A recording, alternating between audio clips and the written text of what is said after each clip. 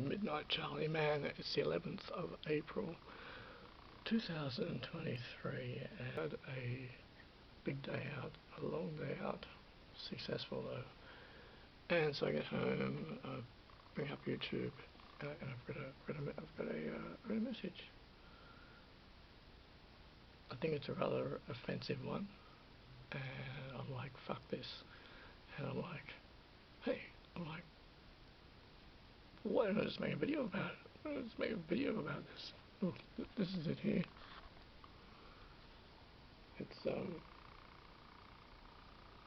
that's the video. It says, ramble on, dude. Ramble on. What the hell does that mean? That's like, does that mean that he just haven't been bothered to read my message? They read my message like, and it's like, to put a lot of time into that message is an experience from yesteryear, my point of view, my perspective on things that took place in yesteryear. And someone comes along and they say, and they go, ooh, or I get a response like that, and it's not good enough. It's insulting. Can you connect more than two neurons together in your brain? Murder in the Front Row is a documentary about the San Francisco area, actually in part Oakland, which I've never been to. I watched this documentary a few weeks ago, and it was very interesting. It was very insightful, and not necessarily in a positive way, just it was fascinating, and I was curious about it. It was interesting, and it gave me, sometimes people don't realise what they're doing, because these people who are well known, who are talking about it now, like members of Slayer and Metallica, Exodus, there's a few other guys who are reflecting back on it, and you know, that's their experiences. They were on the scene 10 years before I was over there. Okay, what I'm saying is, they're older than me. They were out in the town before I was, and their experience in America, in San Francisco, was very different to my experience growing up here in Sydney. But I'm listening to their experience, and it's very eye-opening, because, man, that was rough. What happened was, my last year of high school, actually, I was 17 when Motley Crue came to Sydney. Okay, they came to Sydney in 1990, and I went. It was my first international gig that I ever went to, and I was very proud to go and see Motley Crue. They were never the same since. They were extremely impressive. Back in the day when there was no mobile phones in the audience, none. There's no mobiles. We had to watch the band that was in front of us. We actually literally had to watch the band that was in front of us.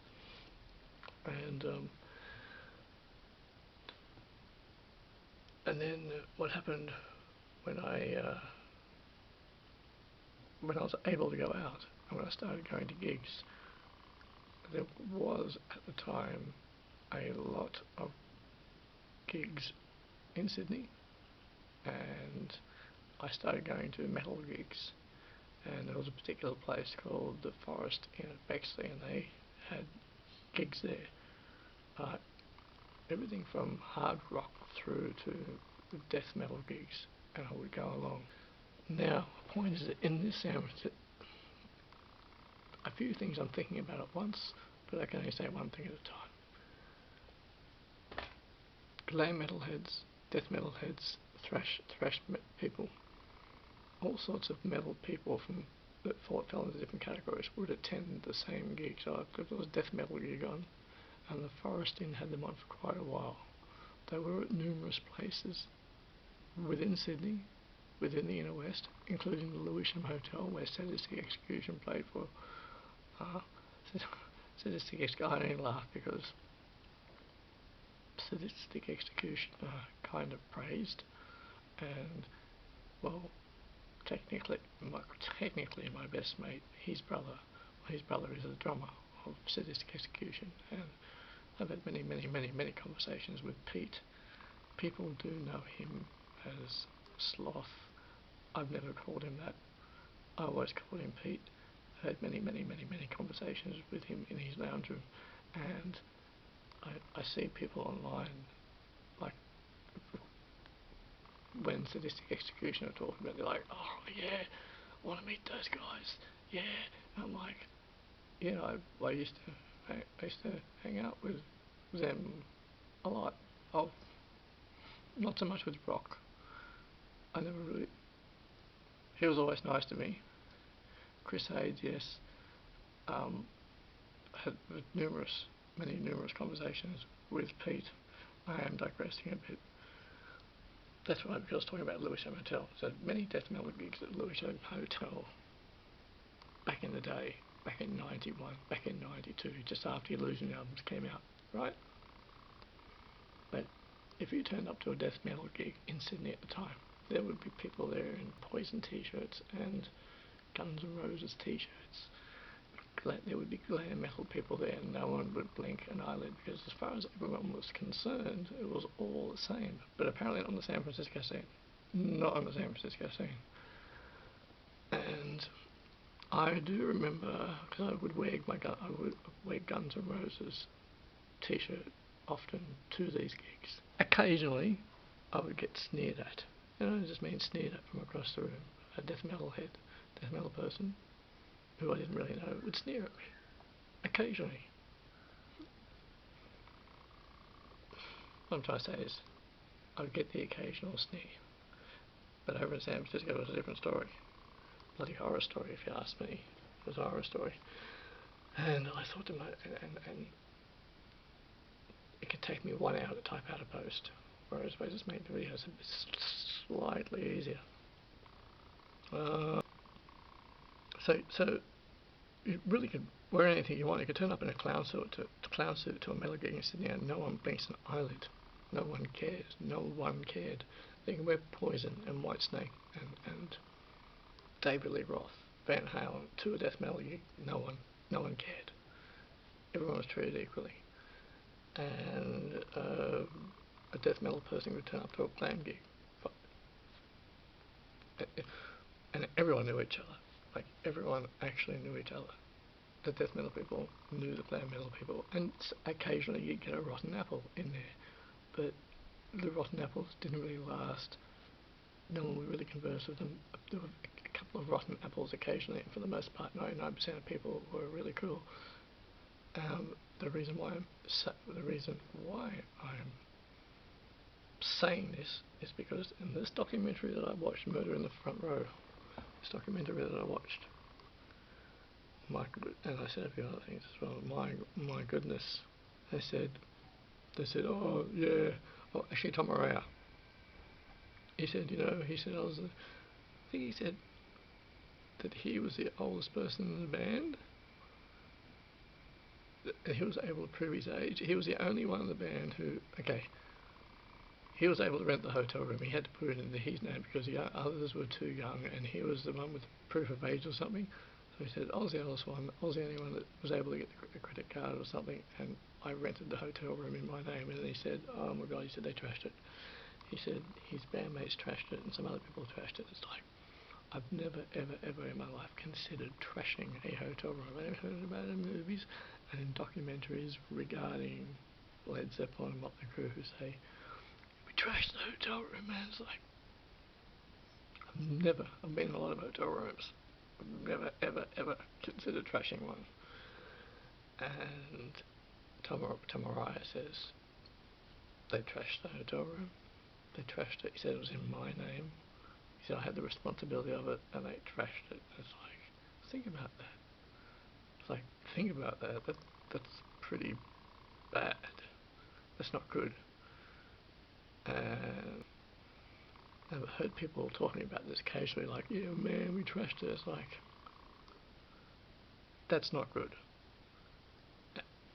And the a main thing that stood out to me about what these guys in this documentary were talking about, they said, on our scene, if and Kirk Hammett, don't try to be tough, you're not. Don't try to talk tough because you're not. Kirk Hammett occasionally tries, he's like, kill all posers. And there's a couple of particular people in this documentary, and they're like, I'll have a death metal gig or a thrash gig, and he'd say, someone would turn up in a Motley Crue t-shirt.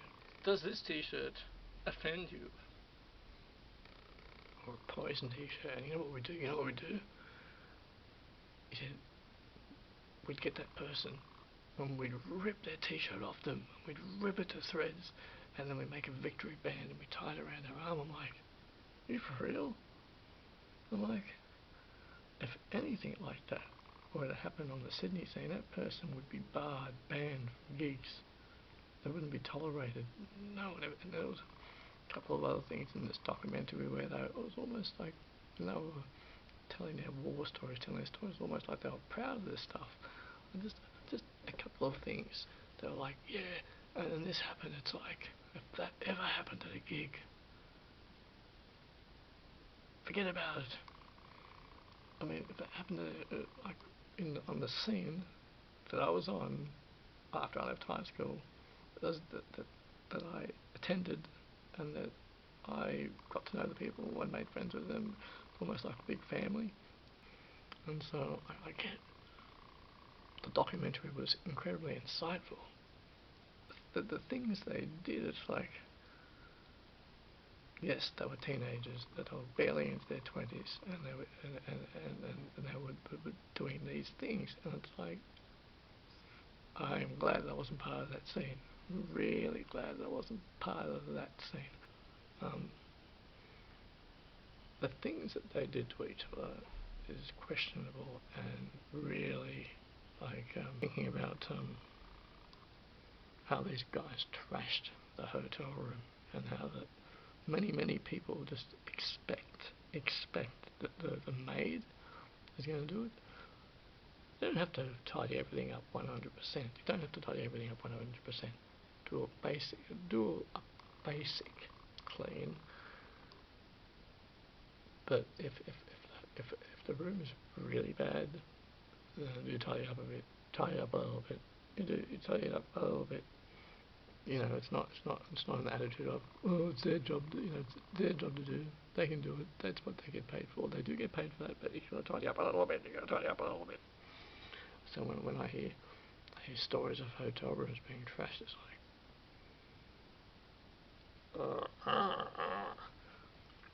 and so and also I do expect a far better response. I expect a far better response than ramble on, dude. I might put 45 minutes into typing out a post. I might put 45 minutes into that, and to pisses me off. It annoys me. People out there, they don't compute very well. They're not aware. They get very threatened. So there are some people out there who don't put much thought into things and get very threatened and intimidated by certain things. And yes, I thought I would relate that. And the Murder in the Front Row, I haven't watched it a whole lot because it turns into a Slayer Metallica Odyssey.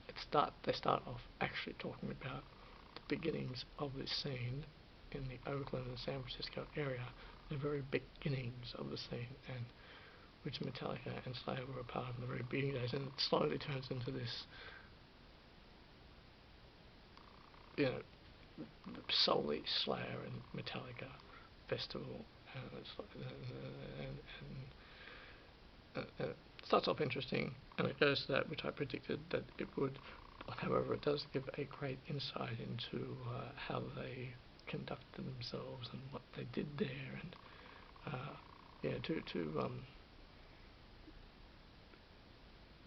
interesting to see. Wouldn't want to be a part of it,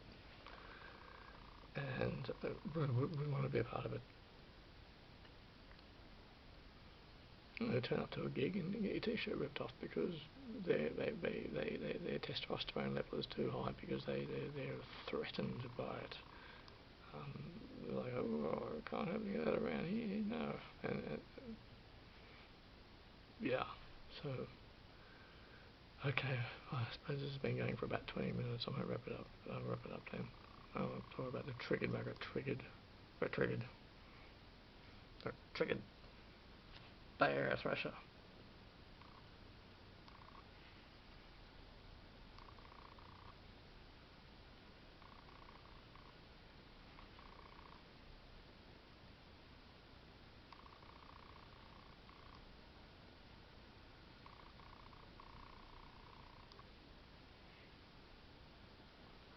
Okay, the Midnight Charlie Man. Midnight Charlie Man, Patrick. Okay, alright. I just want to say a few words about that. This always happens afterwards. Now, I just thought of something. I missed out a few things. So I've actually been to San Francisco. Fantastic place. I didn't get to Oakland, but it was fascinating. I walked the streets of San Francisco for 7 days back in 1998, and ironically,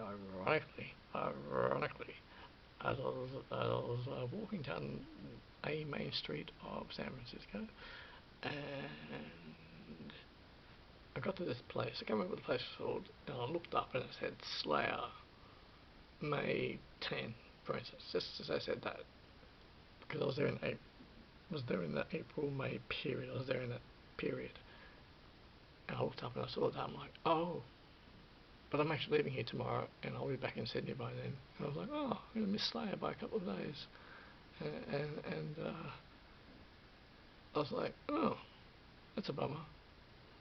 Wonder what that crowd would have been like, and because there's some you get some metal types who are like metal, heavy metal, nothing else, metal, oh yeah, metal, or they get really intensely serious about it, and I can't be around those people. They're like only metal, and metal in the band. And a little bit too much testosterone going on there, isn't there? A little bit too much testosterone going on there. A little bit too much testosterone going on there. Huh? A little bit too much testosterone going on there. I'll huff and I'll puff and I'll blow your house in. Okay, so San Francisco was fantastic. I loved Hollywood when I went there. Loved Hollywood, and I loved Hollywood when I spent a week in Los Angeles. And I'm so that's what. As soon as I stopped recording, I remember the thing I was going to say. I was like, we were civilized at gigs. We acted civilized, and we didn't tear each other's t-shirts off, and we didn't do anything like that. I've with Kriss Hades. He had a gallery last year in October. Kriss Hades, and he did a solo guitar show here in Sydney. He does them occasionally, and that went well. This is the people from overseas. I've heard them say, like on videos online and whatnot. They've said when it comes up here, they've said, "Oh yeah, I want to get down there to meet those guys. Oh, they're the Kings. The Kings." It's like they don't even like that band. That band finished years ago. They don't like that band. It's all finished. They're great albums, but don't talk to them about it. Don't talk to them about it. And I know these guys. I know them. I talk to Pete and Kriss Hades the most, and because Pete's brother Frank, I haven't spoken to him in a long time, but was one of my best mates. Relevant to this, but just I've had many conversations with Pete, and it's not important. I had a lot of conversations with him. Hello. What wasn't important was this: that in 2005, when I was in 2005, in fact, actually, it wasn't 2005. Because in 2005 I was spending a lot of time with Dean and Mikey, 8-Ball Junkies, not forgetting Carmen, and Pete. Pete was the drummer of 8-Ball Junkies. They were a prominent Sydney band. They are no more at the moment, as far as I know. That was in 2005. Because Sadistik Exekution is not the only band that Pete was a part of. What was I going to say? This is what I'm talking about now. This took place in 2006 and 2007. Actually, between 2006, 2007 and 2008. That was the time period of that. But I might be going. No, I'm not going off track a little bit. When you're telling a story, other factors do come into it. Greatly, other factors just come into it. So yes, I'm going to slice this in now. Very important to note in that is that those old friends from yesteryear, in the 2006, 2007, 2008 period, they were nice people. They were nice people, and we had a good time. They were fun times for the most part. They were fun times for the most part. Fun times. Okay. And I was with the ex and hanging out with that particular crew. Pete, because Frank would hang out with us, and then eventually Pete got involved in that group, and he hung out with us, and the extra irony of that was that the extra irony is that at the time people would say, oh, one day I'll meet Sadistik Exekution, and it's like Pete was hanging out in our group, but the rest of the group were sort of metal orientated, but had no idea who Sadistik Exekution was. A couple of them did. A couple of them knew, but the majority of them didn't. And Pete actually had a few gigs at that time. The name of his band. The name of his band. Oh, I should know this, because Peter's done a lot of music apart from Sadistik Exekution. A lot of music, and he had a band called Meridian. And so we had these gigs in Newtown, down at the Sando. It is an irony, because Saddex was, when Pete was hanging out in the group, it was never discussed. They didn't really know about it. They weren't aware of it, and he never talked about it. And so that I do find an irony in that he got people from overseas who praise Sadistik Exekution. They're like, oh, I want to meet these guys. I'm going to meet them. And I know them. I haven't seen Pete in more than a decade. I haven't seen Pete in more than just to clarify and to save any confusion. I haven't seen Pete in more than a decade. But yeah, it's just so interesting when and the reason I brought up Sadistik Exekution was because I've heard Sadistik Exekution mentioned in many metal videos, like when people are talking about metal and documentaries. Sadistik Exekution get mentioned. People even wear the t-shirts. I'm like, oh, sadistic t-shirt. Yes, in fact, actually, there's been some podcasts. Actually, Sea of Tranquility, and this guy was wearing a Sadistik Exekution t-shirt, and he says, oh yeah, Sadistik.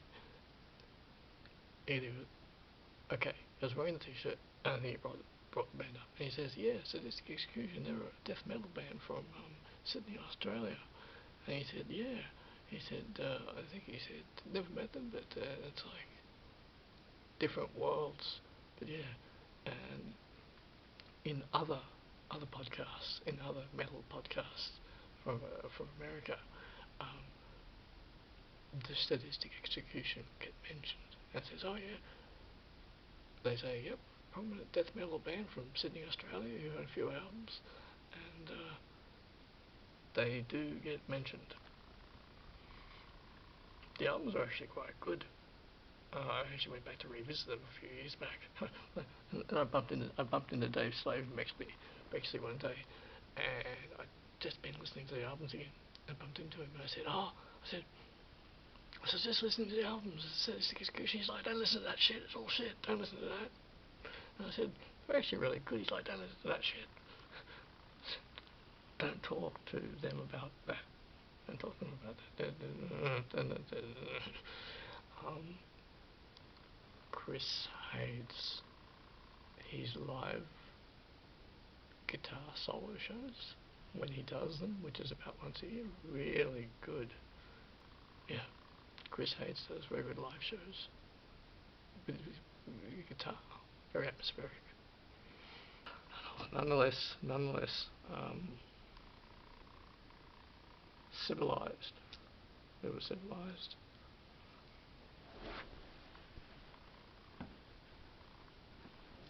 Yes. Okay. Oh yeah, fuck off, you fucking cunts, this is death fucking metal. Fuck off, it's shit, it's shit. It's shit, oh yeah, oh. Death fucking metal.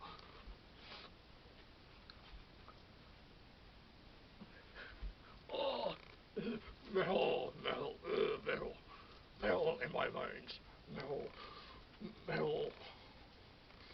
Oh yeah. Oh.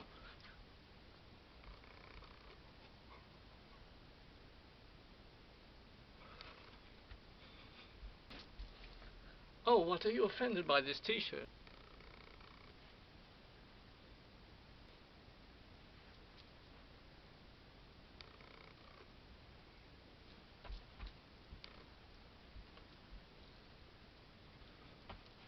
Death fucking metal, fuck you, fuck them, fuck off, fuck, fuck. That's all shit, fuck off, fuck them, fuck you, fuck off.